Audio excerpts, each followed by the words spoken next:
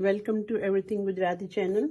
તો ચાલો બાળકો, આજે આપણે એક વાર્તા વાંચીશું જેનું ટાઇટલ છે એક ચકલીની શિખામણ. શિખામણ એટલે એડવાઇસ. તો જોઈએ કે આપણે ચકલી શું આપણને એડવાઇસ આપે છે. રાઈટ? તો આ વાર્તા થકી લેટ્સ સ્ટાર્ટ. ચાલો શરૂ કરીએ. વહાલા બાળકો, આવો આજે અમે તમને પ્રાણીઓ અને પક્ષીઓની વાતો કહીએ. શું તમે જાણો છો કે પ્રાણીઓ અને પક્ષીઓ શું વાતો કરે છે? ના, નથી જાણતા ને. અમે પણ નથી જાણતા, પરંતુ પુસ્તકોમાં લખેલી વાતો તમને જણાવીએ છીએ. ધ્યાનથી વાંચજો.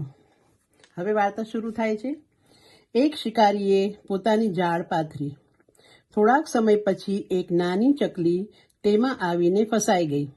શિકારી તો ખુશ થઈ ગયો. તેણે જાળમાંથી તે ચકલીને કાઢી અને તેને રાંધવા માટે તેને કાપવાની તૈયારી કરવા લાગ્યો.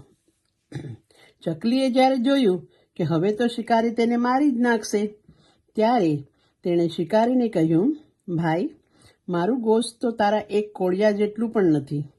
આટલી મહેનત કરીને મને ખાઈને તારો શું ફાયદો થશે? મને છોડી મૂકે તો હું તને 3 શિખામણો આપીશ, જે જીવનભર તારા માટે લાભદાયક રહેશે. શિકારીએ કહ્યું કે એક શિખામણ આપ. જો મને લાભદાયક લાગશે તો તને છોડી મૂકીશ. ચકલીએ કહ્યું, પહેલી શિખામણ તો એ છે કે તમે જે કાંઈ પણ સાંભળો તેને પહેલા બુદ્ધિની કસોટી પર કસો, પછી જ તેને સ્વીકાર કરો. અને બીજી શિખામણ એ કે જે વસ્તુ તમારા હાથમાંથી જતી રહે તેના માટે કદી પસ્તાવો કરશો નહીં, કેમ કે પસ્તાવાથી માણસની ઉંમર ઘટી જાય છે. અને ત્રીજી વાત, તું મને છોડી દે પછી જ કહીશ. ચકલી બહુ હોશિયાર હતી. તેણે શિકારીને કીધું, 2 વાત શિખામણ આપી અને પછી કહે કે હવે ત્રીજી હમણાં નહીં કહું, તું મને છોડી દઈશ તો જ કહીશ તને. હવે આ સાંભળીને શિકારીએ તો ચકલીને છોડી મૂકી. તો તે ચકલીએ ત્રીજી વાત એ જણાવી કે મારા પેટમાં 1 કિલોનો મોતી છે, જે રાત્રે ચમકે છે. મને મારી નાખી હોત તો તે મોતી તને મળી જાતી, પણ તે તો મને છોડી દીધી છે.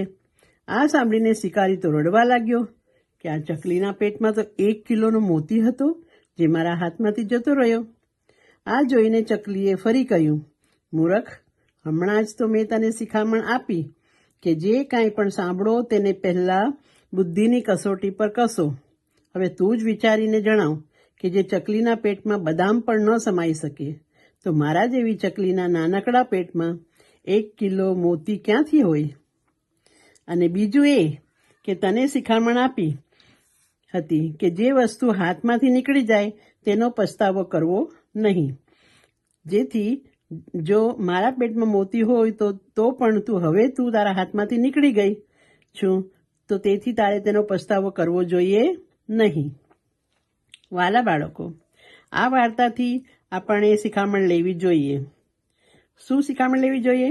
પહેલું તો એ કે સાંભળેલી વાતોને પ્રથમ બુદ્ધિથી કસોટી ઉપર કસીને પછી જ તે માનવા જેવી લાગે તો જ માનવી અને તે પછી તેના ઉપર અમલ કરવો. સેકન્ડલી, બીજું કે હાથમાંથી જતી રહેલી વસ્તુઓની ચિંતા કરવી જોઈએ નહીં. ત્રીજું કે હંમેશા ખુદા પાસે પોતાની બુદ્ધિ અને ચતુરાઈની રક્ષાની દુઆ માંગવી જોઈએ. તો કેવી લાગી વાર્તા તમને બાળક? ચલો તો ફરી મળીશું. તમને ગમી હોય તો લાઈક એન્ડ સબસ્ક્રાઈબ કરજો.